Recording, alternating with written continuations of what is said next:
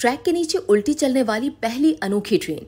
पुराने जमाने का शाहकार मंसूबा, माहिरीन हैरान क्यों, एक हतनी मकबूल मुसाफिर क्यों।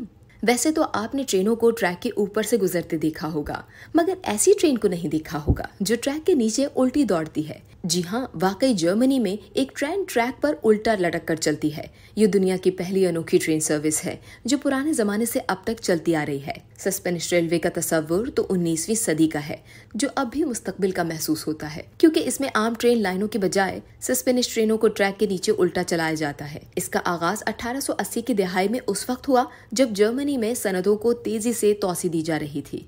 इंजीनियर और कारोबारी शख्सियत यूजीन लांगिन की जानिब से इस वक्त कोलोन में वाक़े चीनी के कारखाने से सामान को एक सस्पेनिश रेलवे से भेजने का तजर्बा किया गया।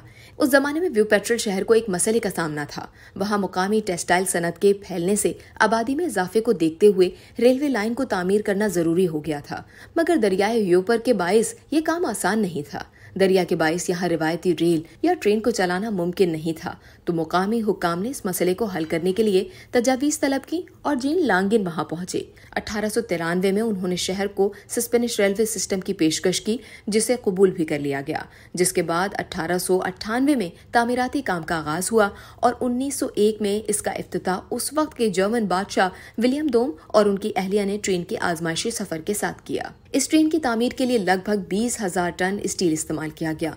इसके 20 खूबसूरत स्टेशन तामीर हुए, जबकि सफर के लिए शीशे और लकड़ी से बनी बोगियां तैयार हुई, जिसमें हर बोगी में 65 अफराद सफर कर सकते थे। इस रेलवे नेटवर्क को 1903 में 13.3 किलोमीटर तक फैला दिया गया। सफर के आगाज और इख्तिताम पर मोड़ने में मददगार लूप्स को वोवेनकिल और ओबेर बर्मिन स्टेशन में लगाया गया। चंद साल बाद ट्रेन की बोगियों की तादाद 2 से बढ़ाकर 6 कर दी गई और हर 5 मिनट में एक ट्रेन रवाना होने लगी। पहले जंग अजीम के दौरान यहाँ काम करने वाले बेशतर अफराद को फौज का हिस्सा बना दिया गया, जिसके बाइस मुसाफिरों की तादाद में कमी आई।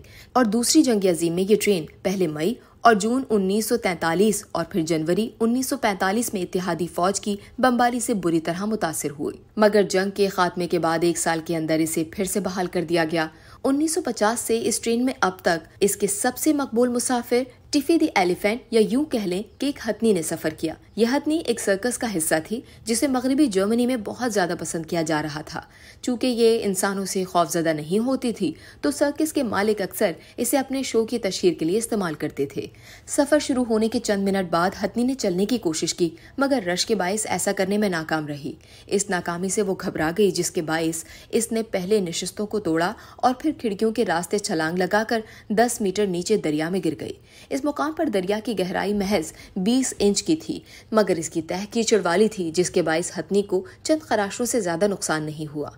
टिफ़ी की छलांग लगाने पर सर्कस के मालिक भी इसके पीछे जाना चाहते थे, मगर लोगों ने रोक लिया और अगले स्टॉप से वो वापस हादसे के मुकाम पर पहुंचे और इस वाक़े की यादगार के तौर पर 2020 में हथनी का एक मुजस्समा तैयार करके दरिया के उसी मुकाम पर नस्ब किया गया। ये ट्रेन सर्विस पहले से भी ज्यादा मकबूल है, जिसमें हर साल 2.5 करोड़ अफराद इसमें सफर करते हैं।